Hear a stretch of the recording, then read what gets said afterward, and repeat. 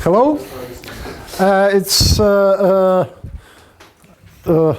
So today we start talking about more mathematical things than on the 1st of September. And today I'll discuss some of the number theoretic themes which will be continued by some number theoretic works by Gauss. First of all, I would like to say literally 2-3 words why we discussed the mathematics of the 19th century. Probably I mentioned that already last time, but I'll emphasize this today once more. Namely, in a sense, all mathematics preceding the 19th century mathematics is elementary. Okay, it's all of it more or less, apart from, of course, some minor or some special results, is included into general mathematics courses taught at mathematics departments. Okay, so of course there is, well, the school curriculum at high school is mostly really ancient mathematics. Like solving quadratic equations was known for, not for centuries, was known for millennia. And what Hugo Steinhaus says in his book, that the sort of, in terms of mathematical knowledge, humankind forms a very extended procession. And sort of what the mathematics which most people know, it precedes, in terms of history, the construction of Egyptian pyramids. So it's so ancient that, say, solving quadratic equations or things like that, their history is maybe like 3,500 years. Sounds like you're seeing that regular people can solve quadratic equations. Oh, so what you are saying is that actually their mathematics is even prior to that. Okay, yes. Well, of course, if you look at the astronomical calculations performed, say, in ancient Near East, they would calculate. Of course, they had, how you call this system? We call our system is decimal, and they had the system base 60, hexadecimal system. Hexadecimal? Huh? 16, no. No. Hexadecimal, yeah. System, and they calculated with, say, like 4 or 5 digits, 4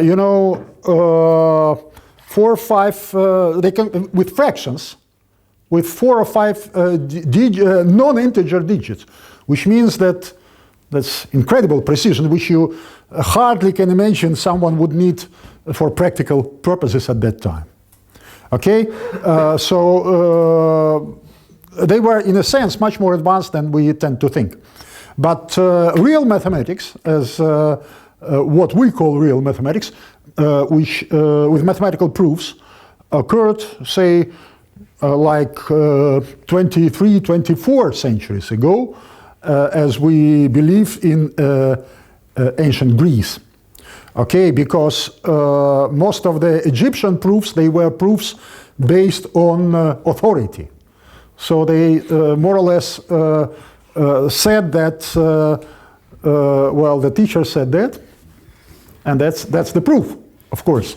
Because what is the proof of a mathematical fact? That it comes from a reliable source. Okay. Of course, nowadays for many advanced theorems, our proofs look exactly like that. Because is a mathematical theorem established? Yes. If its proof is published in a reliable mathematical journal. And even if it's not, if it's preprint, it's enough that it comes from a reliable mathematics department or from a reliable person and so on. So it's more or less the Egyptian notion of proof. But anyway, here we will only learn the proofs which we can really understand at the blackboard. But this is sort of elementary mathematics, and of course the new European mathematics started to arise in the 16th century, 16th, 17th and 18th century, and they more or less form sort of one continuous development.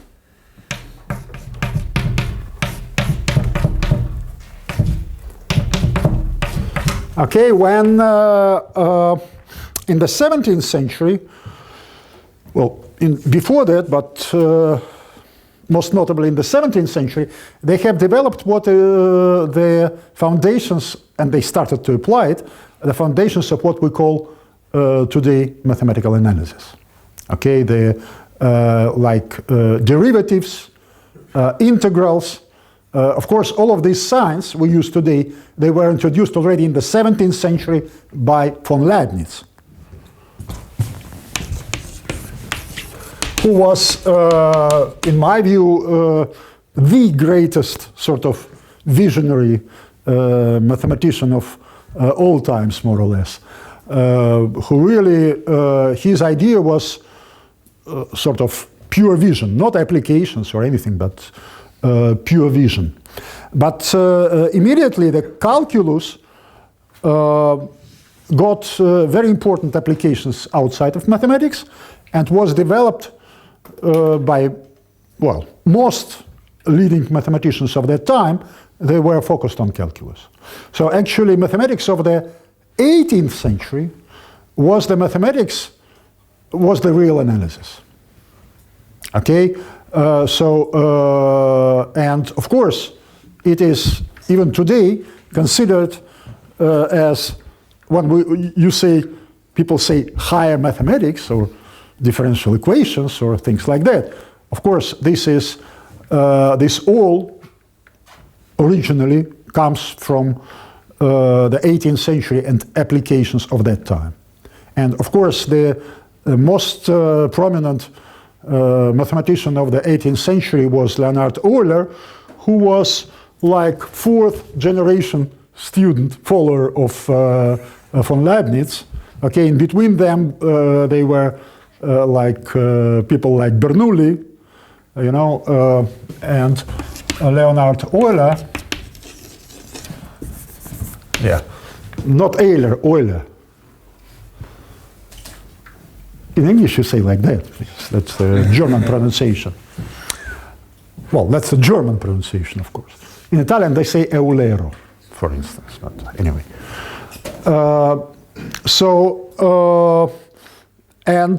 Of course, Euler has discovered extremely non-trivial things. I've probably mentioned you some of these things. Extremely non-trivial things, but in a sense they are still elementary. Okay, and they all can be explained essentially, or most of them can be explained, even of the most brilliant ideas of Euler, can be explained to someone who has studied, who has mastered like the first year of undergraduate mathematics at our university. All of his works can. Well, he started to study complex analysis, for instance, but still most of the things he was doing are, well, elementary. This is higher mathematics, but this is not something that would sort of embarrass a professional mathematician of today. Okay, and of course there were other extremely brilliant and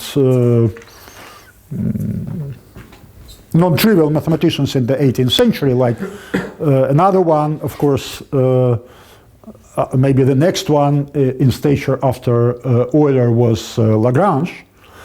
But still this is sort of pre-classical mathematics. This is classical. And the transitional person for me, and I think for many mathematicians, was Gauss.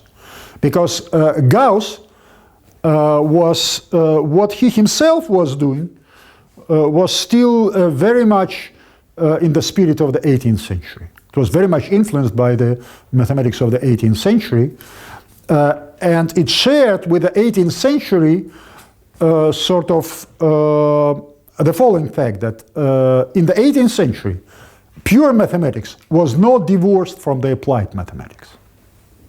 Okay, most of the great 18th century mathematicians, they were doing both pure mathematics and applied mathematics. And also Gauss, if you look at his Gesammelte Werke, collected works, of course, at least half of these works are applied mathematics. Astronomy, then some applications to cartography and physics. Okay, mostly astronomy because he had a position, as by the way, many mathematicians still had also, even at the beginning of the 19th century, he still had a position of an astronomer. Then, of course, he was a professor also at the Göttingen University.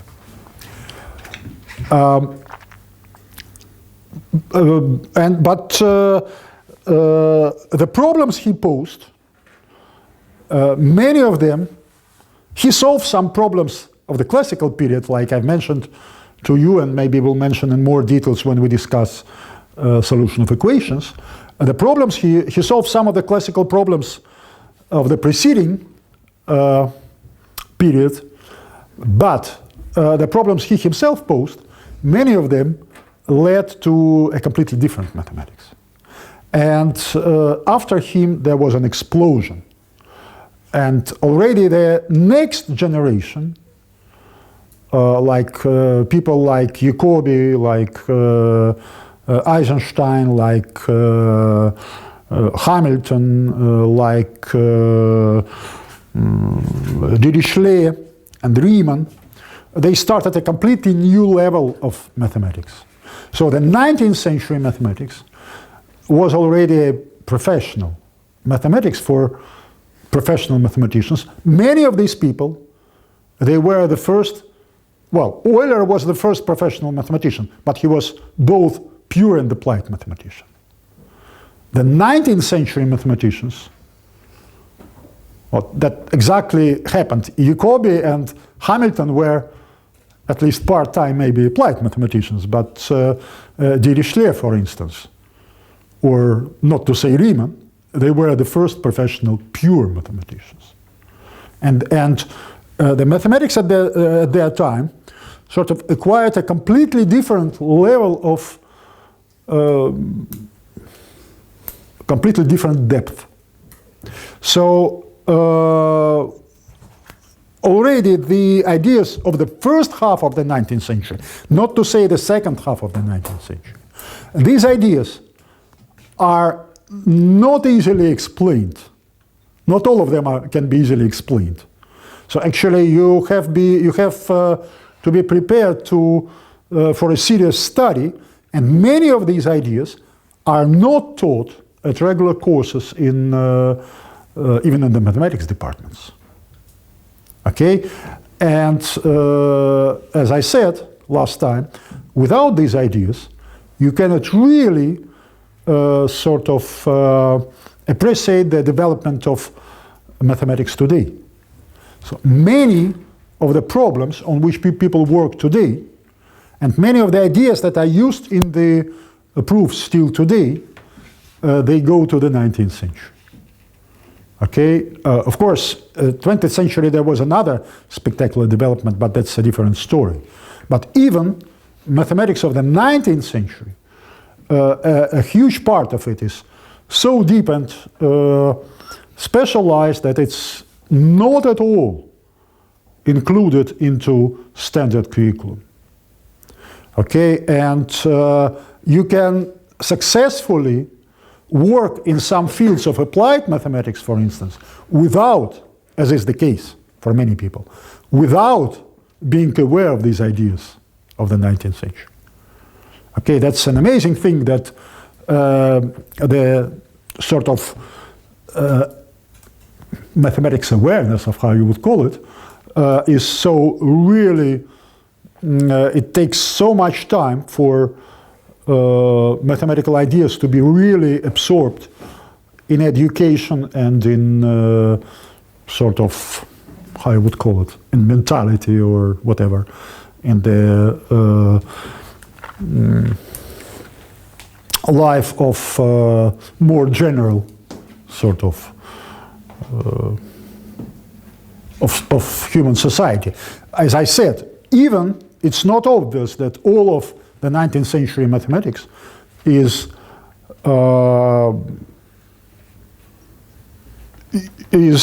fully absorbed even by the mathematical community. So that's amazing, but that's a fact. And the person who was exactly in whose lifetime, so to say, this change occurred was Gauss. Gauss lived in 1777 he was born in Braunschweig, Brunzavik in Russian. That was a Slavic city, by the way. As in Eastern Germany, also many of the cities have Slavic names. And he died in 1855. Okay, and today I will discuss his first sort of major work, which you've read in Latin, Disquisitiones Arithmetica. So in 1799, so you can calculate how old he was, he has published the Disquisitiones Arithmetica,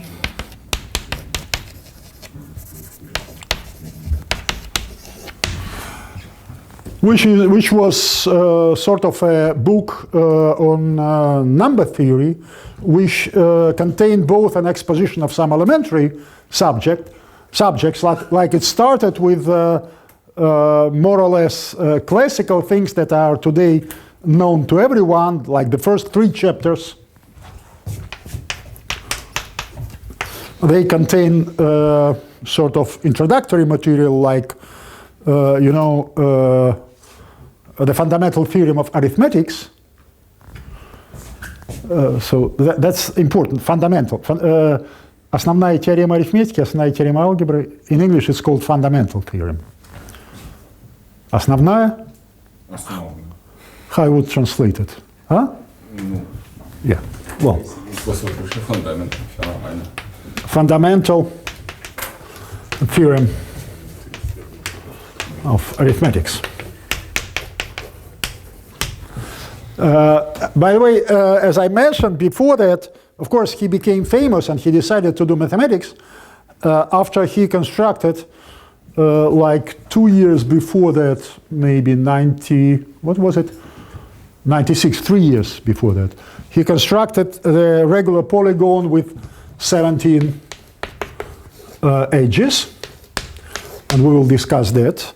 And then after that, I think 1 year also before that, maybe I'm wrong about the year, I have to check, by the way. Maybe it was his thesis this year, I'm not sure. But it's more or less, he was very young when he published that.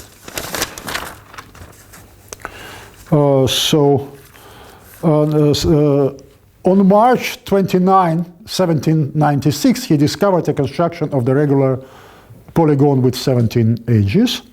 And yes, this year he published, 1799, he published Disquisitiones. Okay, and but other chapters contained new discoveries, contained new results, and especially chapter 4 of Disquisitiones contained what Gauss himself called Theorema Aureum,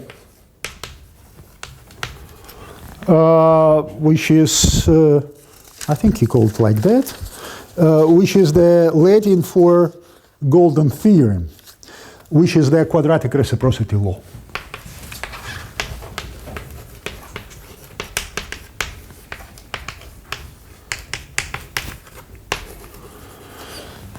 Okay, and that's the fact with which I'll start. Chapter 5, by the way, of that work contains composition of binary quadratic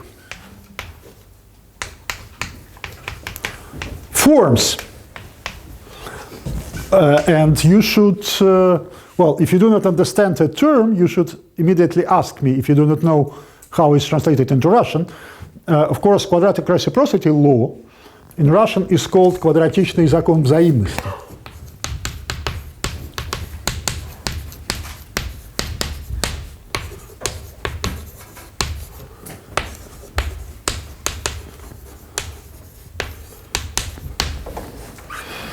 Okay. And as in many cases with Gauss, he was returning to that law, which I'll state for you now and prove maybe in two ways. Unfortunately, I do not have a pack of cards, because the easiest way to prove the quadratic reciprocity law is by the use of the pack of cards, which contains P times Q cards, where P and Q are odd primes.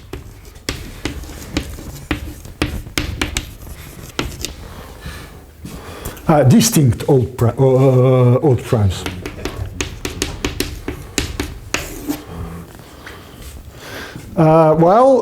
You should notice, by the way, that all primes are odd. Well, of course, there is a prime 2, but the prime 2 is the oddest prime of all.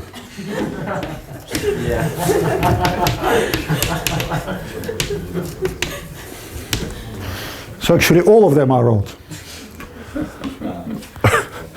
Well, that's the only so-called even prime, but that's very strange, because actually when you prove most of the results, and it will be actually, it has very easy explanations at various levels. Most of the results, when you prove them for all primes, you prove them for odd primes, and then you prove them separately for prime 2. Sometimes the proof in most cases, the proof for the prime 2 is more difficult. Sometimes even the statement is different. In exceptional cases, the results for the prime 2 are easier actually to establish.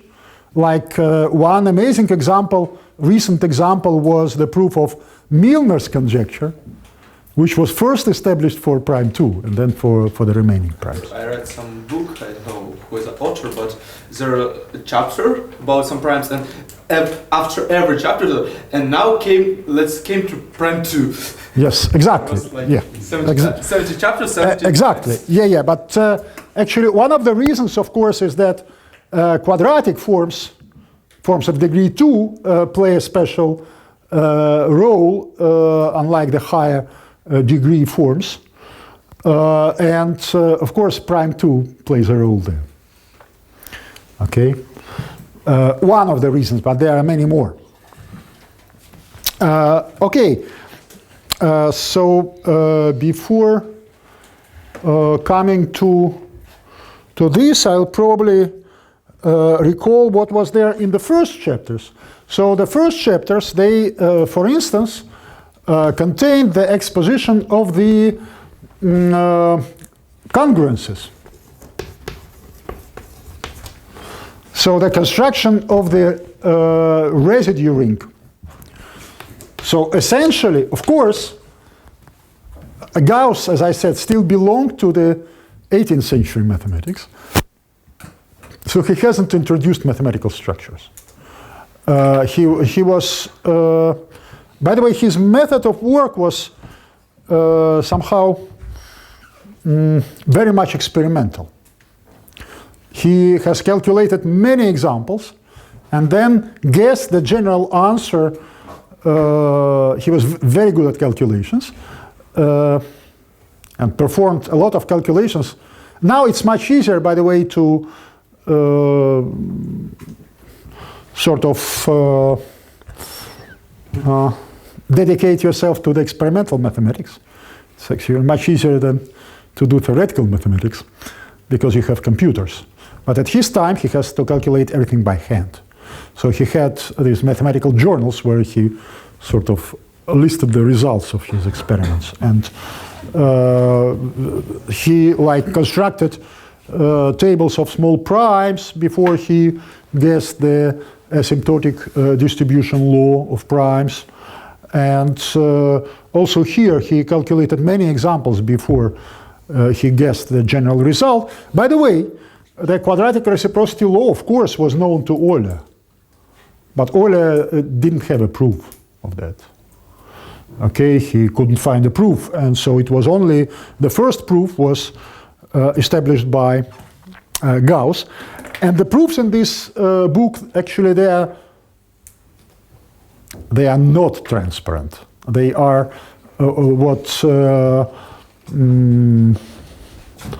how Koch calls them opaque. So not transparent. You know the difference? It's like the difference between the aquarelle and the poster color. Aquarelle, you can see through it. Poster color, you cannot. So it's the proofs are not easy to follow at all because they look sort of artificial and rely on calculations.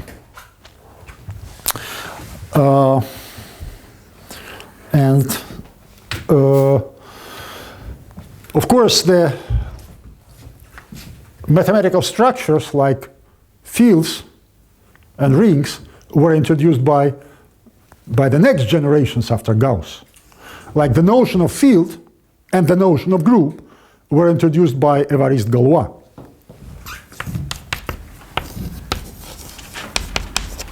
And it's very important actually to write the French names. I mean, to put all the letters in the French name, because when you see the usual translations, translations of mathematical text from Russian into English, of course, people who translate them usually cheaply, they translate like that. Well, sorry for that.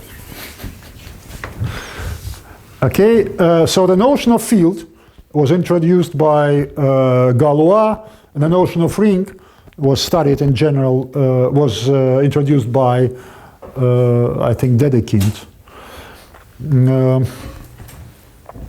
Well, I'm sure by Dedekind, yes, actually. Gauss was studying this, of course, in terms of congruences. So A congruent to B mod M if A minus B is divisible by M. And he was studying congruences rather than talking about finite fields or finite or residue fields or residue rings. But of course, what he was actually studying in most of the chapters 3 and 4 are finite fields. The fields Fp, the residue fields of the integers. Okay, so Z or Z, well, how should I spell the letter?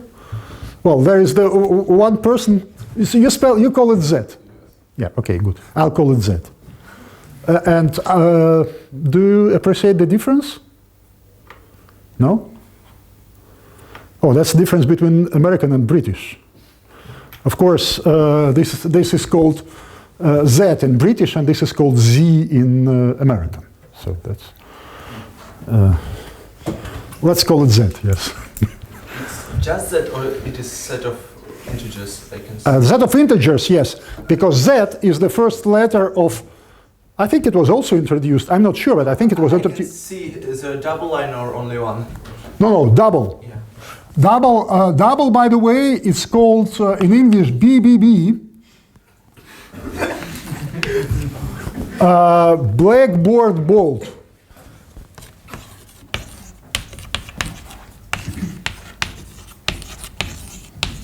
The bolt script, the bolt face is what we call in Russian полужирный.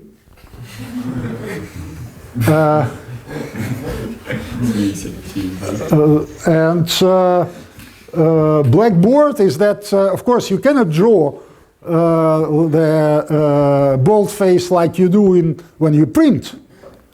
Okay, so you use this special form of letters. Actually, many mathematicians call it poor man's bold.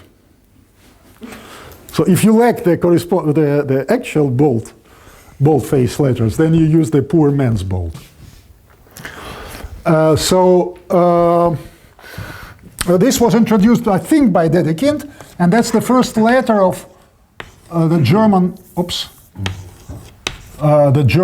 word Zahlen, which means numbers. So Z are numbers par excellence, by choice, by preference. Okay,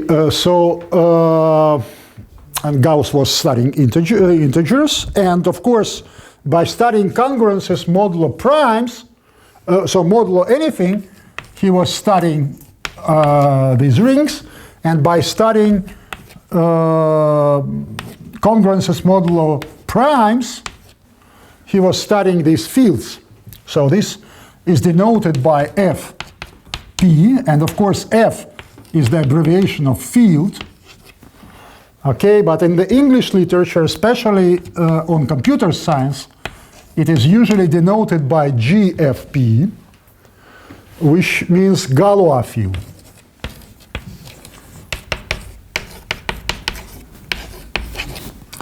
Okay, and let me recall a couple of facts that we will use, but which I'm not going to prove because they were in our general course.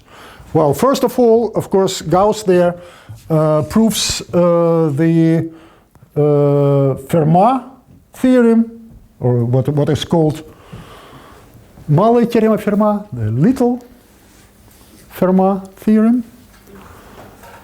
Well, Child's, you know, the binomial formula, there is what is in English is called the Child's binomial formula.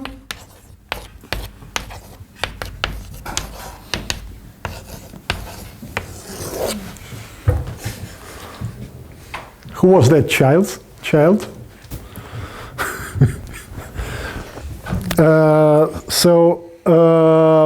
Galois field.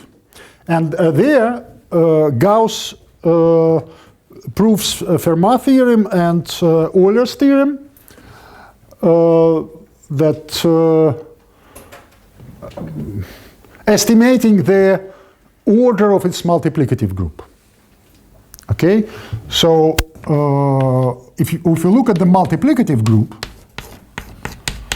and then of course we know that the order of any of its elements divides the value of the Euler's function of m.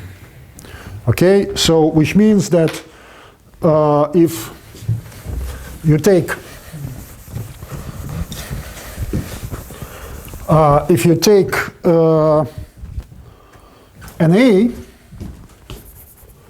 an integer which is co-prime to m, then a to the power phi of m is congruent to 1 mod m.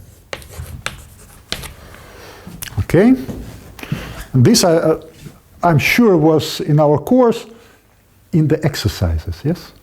Was it? Yeah. Okay, and of course the most important special case, this is Euler. And of course the most important special case, and the first to be discovered, was by Fermat when m is equal to p is a prime. Okay, by the way, prime. Простое число. Well, you know what I'm implying. Then now, well, now take a philologist and ask him to translate. Simple, of course, yes, simple number, of course. What do you mean? Absolutely, yes. Or maybe even easy numbers.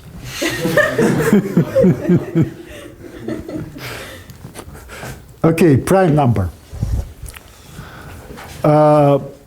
So if m is a prime, then of course this means that if a is not divisible by p, then a to the power p minus 1 is congruent to 1 mod p.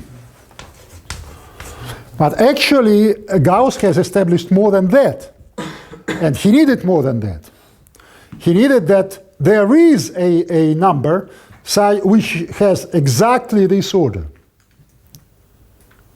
Okay, in other words, as we call it today, this group is this group for the multiplicative group of the finite field is cyclic. Well, cyclic, yes? Good. No, you... Well, I just checked that we use consistently the same language. Language of math? Huh? Language of math? No, the same dialect. The C++? What? What was that? What are the most important foreign languages for a mathematician? Yes, C++ Haskell. and LaTeX. Well, tech, of course, is pronounced tech, but I cannot give the same pronunciation to that dialect because this is ridiculous. Anyway. Okay, so Gauss established this theorem that the multiplicative group is cyclic. In other words, there exists a number. In other words, there exists an A such that a square, well, 1, a square, etc., a pi minus 1 are all what? Pi minus 2 are all pairwise distinct mod p. So you can say non-congruent, or otherwise you can as Gauss did, divide all of these guys by p and take the smallest positive remainder. Okay, so residue for him was the smallest positive remainder. Okay, so there exists always such an element. And this, again, I think, was in the exercises when, as an application of the theorem that over an integer domain, a polynomial cannot have more roots than its degree. A non-zero polynomial has at most, of degree n, has at most n roots. Okay, and this immediately implies that any finite subgroup of the multiplicative group of any field, not necessarily finite field, but any field, is cyclic. So nowadays, this fact is obvious, and it follows from the fact that any finite subgroup of K star, where K is a field, field это поле. Okay, well, No, you shouldn't laugh because that's not obvious at all. In French, it's called corps. In German, it's called Körper. So how you would translate that? You would translate that тело, of course. And of course, they use this for, by default, they use it for commutative, для коммутативных тел, for commutative skew fields. So тело in English is called skew field.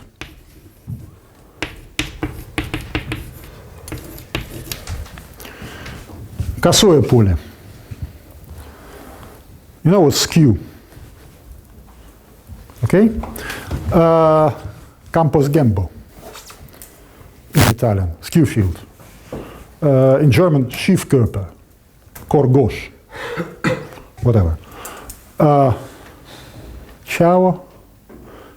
Okay, so of course that was a mistake of translation. We should have left a century ago corpus for a field, but anyway. So any finite subgroup of K star where K is a field is cyclic. That's an obvious result. As I said, it immediately follows from the fact that a polynomial of degree n cannot have more than n distinct roots over an integral domain. Okay? Integral domain. Well, actually, a domain. Область целостности.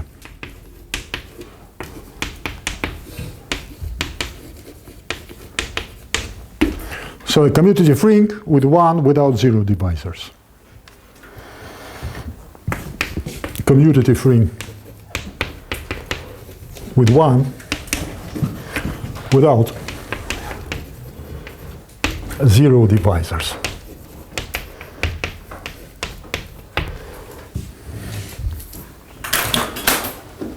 Okay, of course it's not true at all for skew fields. Skew fields can have extremely non-trivial multiplicative subgroups. At least not commutative. Non-commutative ones, of course, yeah. Extremely non-trivial multiplicative subgroups, like, for instance, H by construction contains a finite subgroup that is not cyclic. Contains H, the quaternions. H, of course, is the first letter of the family name Hamilton, who was the greatest Irish mathematician of all times, as I said once. Okay, and H, Hamilton quaternions.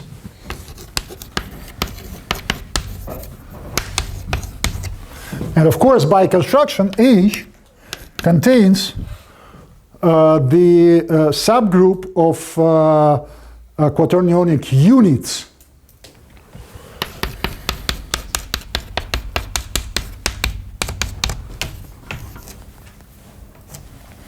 Okay, plus minus 1, plus minus I, plus minus j, plus minus k, where these are the I, j, and k are the sort of like each of them is like a complex unit, yes, like I, but they anti-commute. So it's a skew field, non-commutative skew field, but of course H, its multiplicative group, has much larger non-trivial finite subgroups. Actually, the most interesting one is of order 120, and it is a twofold cover of A5 of the alternating group. That's the so-called Ecosian subgroup. Ecosian? Well, of course,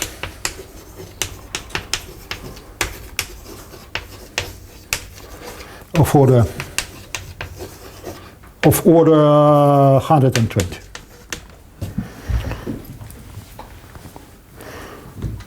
Well, of course, that would be the modern Greek pronunciation, so I assume that this is the English pronunciation.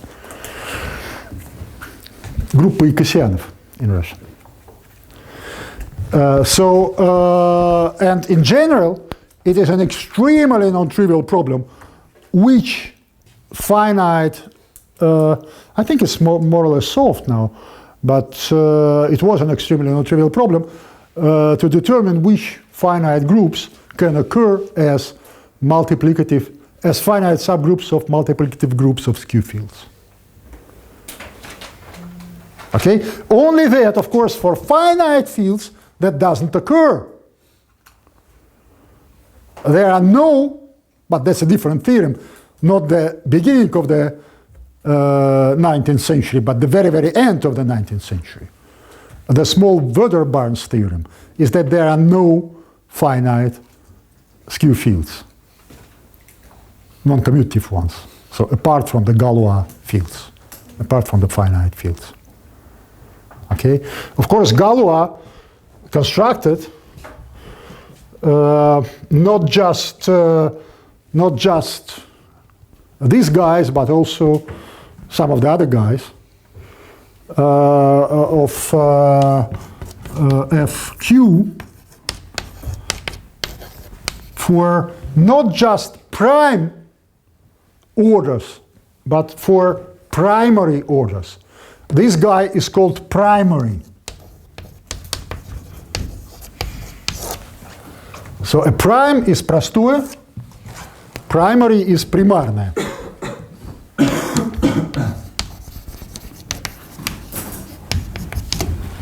Okay? And so Gauss has proven that the multiplicative group of the prime field, so these guys are called prime fields.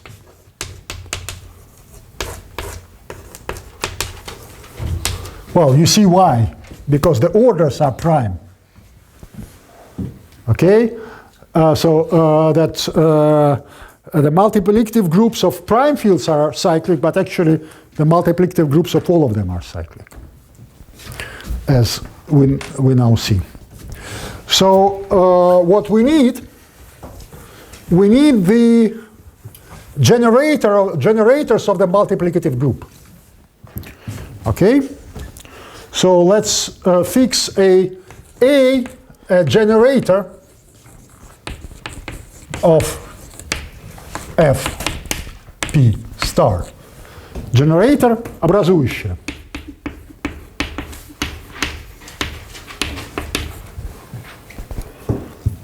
Okay? Of the multiplicative group. This guy was called by Gauss, I think, a primitive root.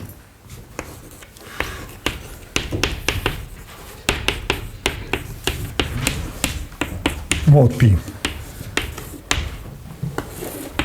Nowadays we usually call them primitive elements.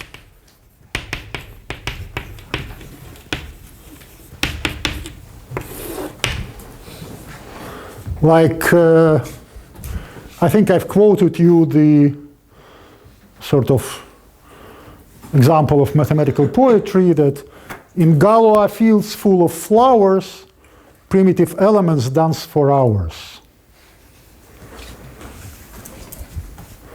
Well, I think this is at the beginning of a book on coding theory, because finite fields are extensively used in coding theory, cryptography and coding theory, and information transmission in general, actually. Okay, well, there is another thing now, the quadratic residues and non-residues come. So this is the multiplicative group of Fp. And of course, since it's trivial for p equal to 2, we will, in the sequel, assume that p is a knot prime.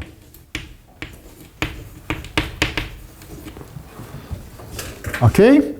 And then, of course, oops. exactly half of the elements of this guy are squares. So this denotes not the Cartesian square, but the square of the group. Okay? So the set of squares in F P star. Okay? So these guys, the elements of this set are called quadratic residues. So A is a quadratic residue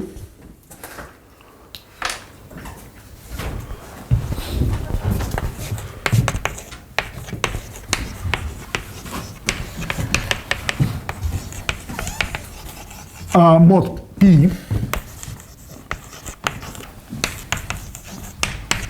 if the equation x squared is congruent to A mod P has a solution.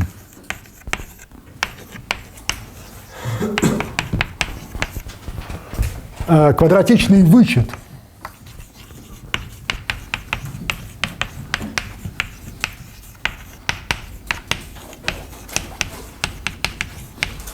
and of course, I'm not going to translate this and this. These are very important words, but you should know them by now, yeah? I assume. Well, of course, that's a congruence, so I'm saying solution, not a root or something. Of course, if we look at this as a finite field, if I would write an equation, well, the congruence, okay? The congruence, сравнение, has a solution.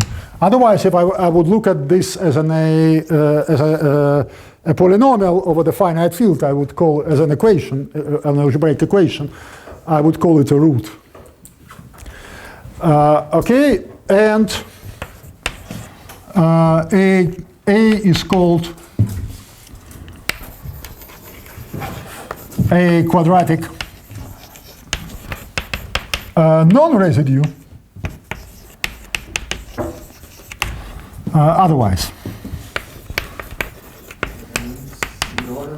If A is compared to P. Of course, A is not divisible by P. Yes, true. Thank you. Okay,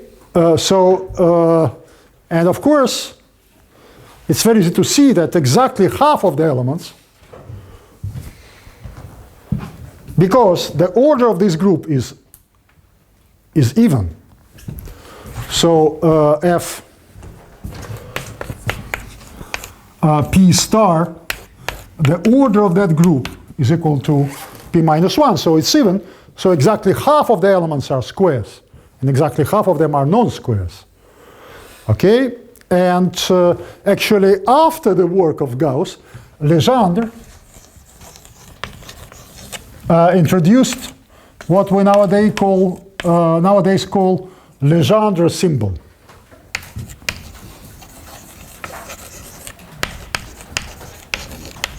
Symbol Legendre. Okay, which is equal to 0 if P divides A, which is equal to +1 if A is a quadratic residue,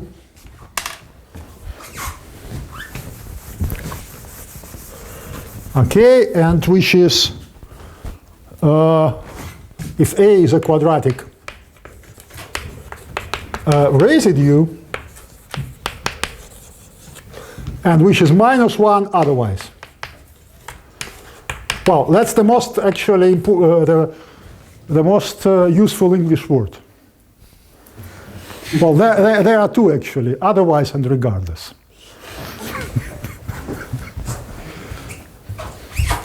These words you can use, you know. Well, there is another one also, absolutely. What about whatever? Also, yes, well, can be very useful, yeah. Okay, but otherwise is how you translate иначе. В остающихся случаях. Okay, it's translated otherwise. So that's the Legendre symbol. And of course, Gauss has stated it explicitly without using this symbol. But what he stated in the 4th chapter of his book were the following results. So he started with what was called Hauptsatz, the Theorema Aureum, the main theorem, and then two, well, now I'm quoting not the Latin original, of course, I'm quoting the German translation, because this book by Gauss was translated into German in 1890 something. And so, of course, most of the usual people, except you, they have read not the Latin original, but the German translation, yes. So, of course, I'm referring to the German translation. Okay, and he had the two, what he calls Ergänzungssätze, supplementary theorems or whatever. Okay, well, here I have a text with maybe 15 or 20 of the first proofs of the quadratic reciprocity law. So, Theorem Aureum, quadratic reciprocity law. Okay, can be stated as follows, that if P and Q are odd primes, well, distinct odd primes, then, well, and distinct, you know what's distinct? It's not the same as different. So distinct means that P is not equal to Q. Then the following holds, that the product of these two Legendre symbols is equal to -1 to the power P minus 1 over 2 times Q minus 1 over 2. Okay, so in other words, it means that if at least one, well, of course, the value of this guy only depends on the congruence classes of P and Q mod 4. So mod 4, it is congruent to either 1 or 3 mod 4. Okay, and when I say congruent to 1, then of course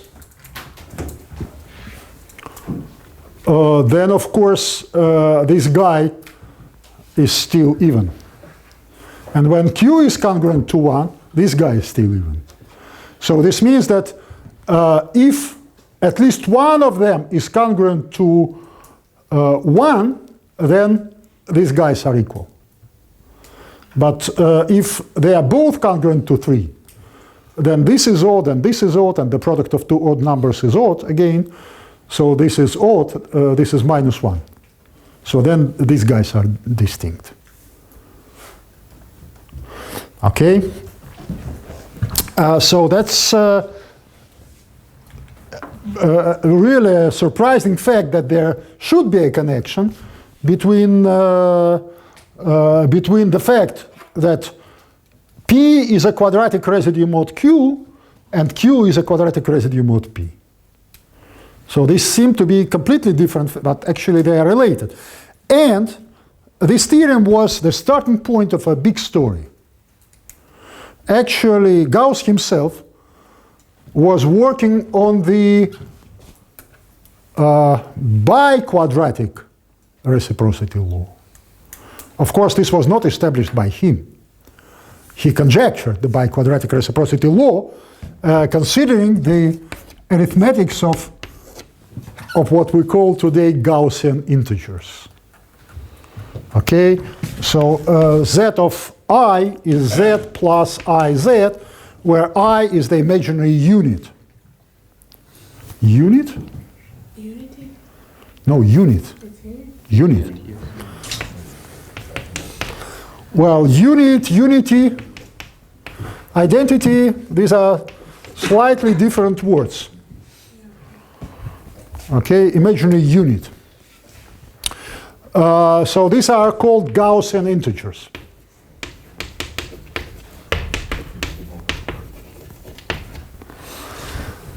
Okay, and then Eisenstein was considering cubic reciprocity law, similar law, which related the facts whether one of the prime numbers is a cube modulo the other prime number. Not a square, but a cube. Okay, and he used what we call Eisenstein or Eisensteinian integers to study that. Z of omega, which is again a quadratic extension of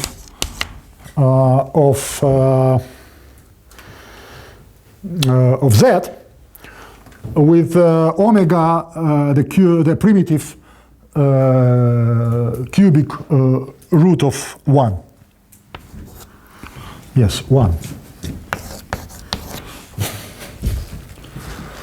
Omega square plus omega plus 1 is equal to 0. Okay? Eisenstein.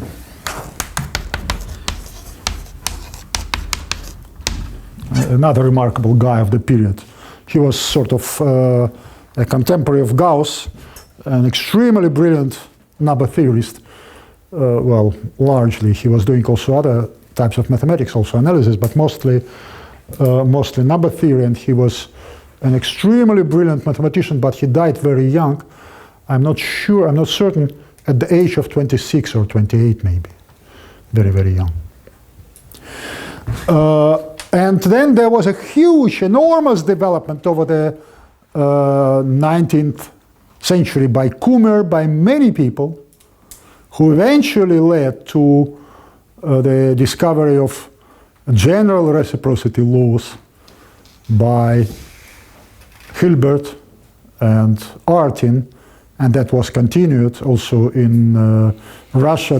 There were many people who were working on the general forms of reciprocity laws, including Shafarevich and Vostokov here and others. Okay, but that was sort of the source of a huge development which went over large part of 19th century and 20th century mathematics. And the Ergänzungssätze, so how you call supplementary statements, Ergänzung, something that makes a thing whole, makes a thing sort of finalizes the thing, completes.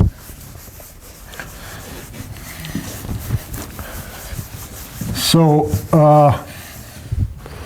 the supplementary statements, they answer the question. So the first, erstes, how you should write it? As Gauss did? Well, they're here anyway. So the first one and the second one. Do you see them? Then probably we should film it. So they are right, you see on the cover of that book. So minus 1 over pi is equal to minus 1 over pi minus 1 over 2, right? Is it correct? Yeah. Should be? Square. No. Square the second one. and 2 over pi. So the Legendre symbol is equal to -1 to the power p square minus 1 over 8. So here the answer depends. And this is exactly because of the exceptional nature of 2, actually. Because for 2, the multiplicative group of some of the residues mod 2 to some power is not cyclic, starting with 8. Okay? Calculate as an exercise z, the multiplicative group of z over 8z. Okay, and you'll know why the answer looks like that. So it tells you exactly that. What does it tell you? It tells you that this is equal to 1, so 2 is a quadratic residue exactly when p is congruent to 1 or 3 mod 107. 1 or 3. No, 107. No, because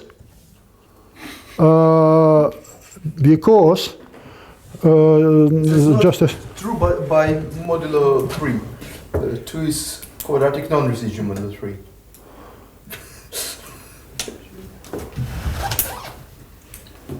no, but the formula is of course looks like that. But I have to substitute. Well, guys, I cannot do that. Gauss could. I cannot. You have to substitute 1, 3, 5, and 7, and divide their squares by 8, and then determine whether what you get is even or odd. So now we divide 9 minus 1 by 8. We get odd number. We get an odd number. Yes, you are right.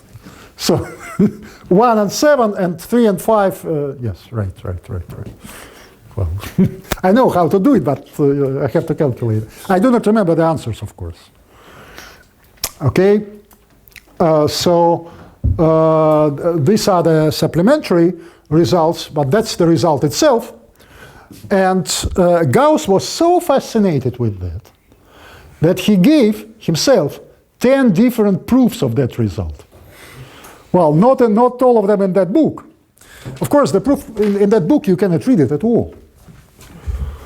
Okay, really you cannot read it. Well, some people did actually, but well, I was exposed to that when I was your age. It was in one of the special courses. So you know, with the Gaussian sums and all that. And then the Eisenstein's proof, you know, with counting numbers, counting points somewhere. Most of the classical proof, well, the first proof by Gauss was by complete induction. That's something. So, as I said, he proposed 10 such proofs. That's amazing for you. But that tells you actually a lot about the nature of mathematics. Because mathematics is not about facts. It's not at all about facts. As I said, by sort of numerical experimentation, you can guess this result. You can be convinced. Well, before being a mathematical theorem, something like the Dirichlet theorem about primes in arithmetic progression is an experimental fact. You can calculate as many examples as you wish. Okay, and you get the following fact that, you know what's the Dirichlet theorem? We will prove it actually here. Is that if you take, so I think I can erase this. That if you take two coprime numbers, say k and m, and they are coprime integers.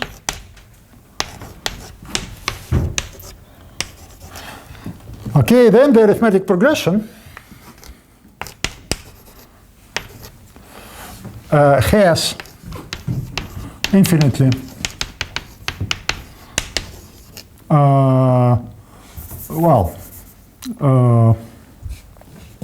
contains infinitely many primes, and in fact the same proportion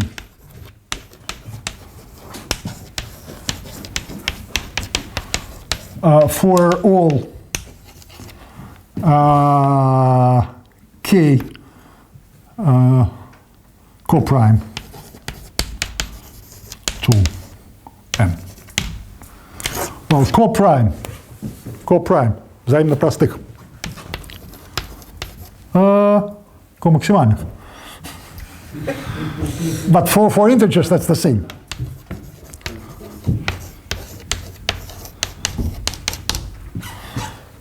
So you see what I said. I said that, you know what it means. We take any bound and we count the number of primes below that bound that are congruent to some residue mod m. And then, of course, for those residues that are not co-prime to m, there are no primes because they are divisible by that residue. But for those residues that are co-prime with m, with the modulus, you get the same share. Okay? And of course, this was proven by Dirichlet. But before you prove that, you can play with numbers. Nowadays, you can play with a computer and establish this as an experimental fact with 99, period 9, certainty.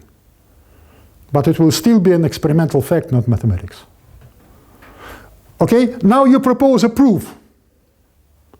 But you propose a formalized proof that you cannot understand. For me, it's still not mathematics. Okay, for me, it's mathematics only when you give a proof that you can really sort of grasp as a whole and at any time in any detail. Not necessarily in all details at one time. Not at all. But you can grasp the general idea and you can reproduce the general idea. And so, of course, when Gauss tried to give 10 different proofs of the same result, it's not because he wouldn't believe it, but because he wanted to find the approach which was really convincing. Well, but none of them is still very convincing to me. So I'm much in favor of other proofs, especially of Zolotaryov's proof, which you do not like. Oh, it's what? Well, I do not have a deck of cards. Otherwise, I would show you how it works with the cards. You should ask Roman Mikhailov. He would show you how it works with the cards. He's much better at that than I am. But I could do it also, in this case. By the way, the same happened with what is called the fundamental theorem of algebra. Only that in that case, Gauss himself was not convinced that it was true, so he was looking for new proofs. You know, the fundamental theorem of algebra.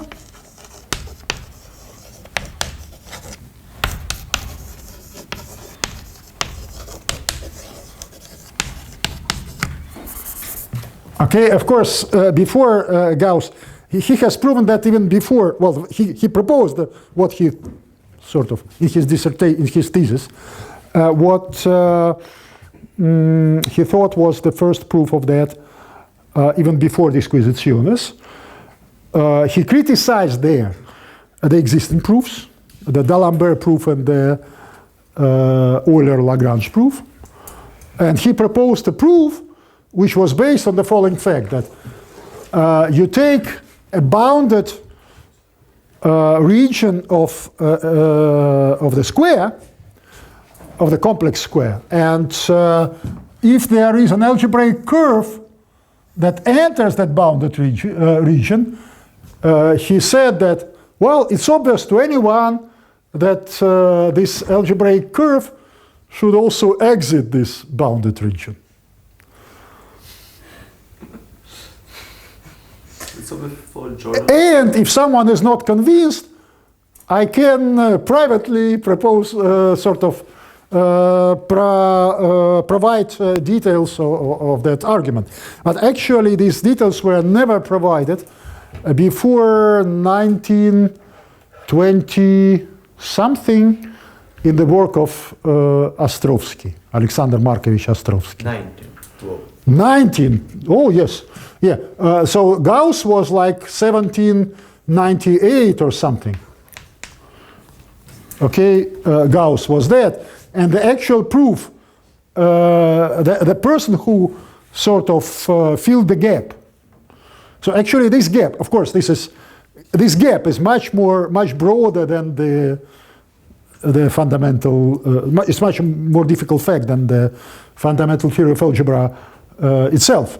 So it was only breached in. Oops, I'm sorry. It's too soft for this blackboard. In 1920, well, I think 4. I'm not sure, but it's about that time, by Alexander Markovich Ostrovsky. Well, should I write his name in Russian or in German? Because, of course,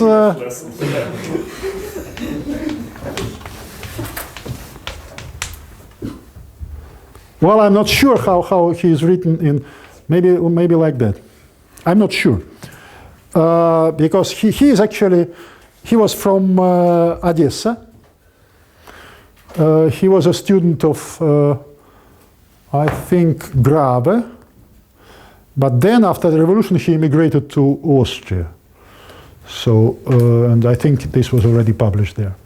But anyway, of course, in this case, Gauss clearly made a mistake. So when people claim that Gauss was the first to give the proof of the fundamental theory of algebra, this is sort of blatantly wrong. Because, of course, after that he gave 5 further proofs or something like that, and his second proof is correct. That's exactly the proof we discussed in the group after the lectures. That's the proof. But that's exactly the Euler-Lagrange proof. Okay, that's exactly the proof when you increase the degree of the polynomial by decreasing the 2 part of the degree of the polynomial. So you say that the original polynomial has a root if some other polynomial of higher degree has a root, but of higher degree, which is divisible by a smaller degree of n, of 2. Okay, and they are equivalent if you can solve quadratic equations. And so if you proceed, in the end you get a polynomial of very high degree but odd degree. And polynomials of odd degree, of course you can reduce the problem of finding roots of complex polynomials to the problem of finding roots of real polynomials. And Gauss was doing that. He was not speaking about complex numbers in his thesis. He was speaking only about real numbers, about complex roots of real polynomials. And so eventually, that's another very useful English word, which means exactly the opposite to what it means in all other European languages. Eventually. You know what's eventually? Huh? Eventuально. No, but that's exactly the opposite. Because eventually in all other languages, including Russian, whatever, French, Italian, German, means that you may get or you may get not. It may happen or it may not happen. But in English it means that it will happen eventually, at the end. At the very end it will happen. So eventually you will get, was it correct, my explanation of what it means in English? Yeah. Good. Because I know what it means in Russian. Eventually you will get a polynomial of odd degree, and of course a real polynomial of odd degree has a root by continuity. So that's the Gauss second proof, but this was amazing. I mean, that's really, that people still quote. This means that people are not interested in the real facts at all. I mean, people are quite happy with the myths. So someone has told them once that Gauss was the first guy to prove the fundamental theorem of algebra. And after that, they just reproduce this. People do not internalize what they hear. They just, it's sort of like bounces, you know. Who was the first man to prove the fundamental theorem of algebra? Gauss. You know, it's like, how you call it? Like a multiple choice. You just have to, you know, how you call it? To reflect without thinking. Okay, but anyway, for this theorem, I will now, maybe after the break, because that's the real point, I will tell you two proofs, and one of these proofs was found in this city, on Vasilyevsky Ostrov, actually, by a student, second generation student of Chebyshev.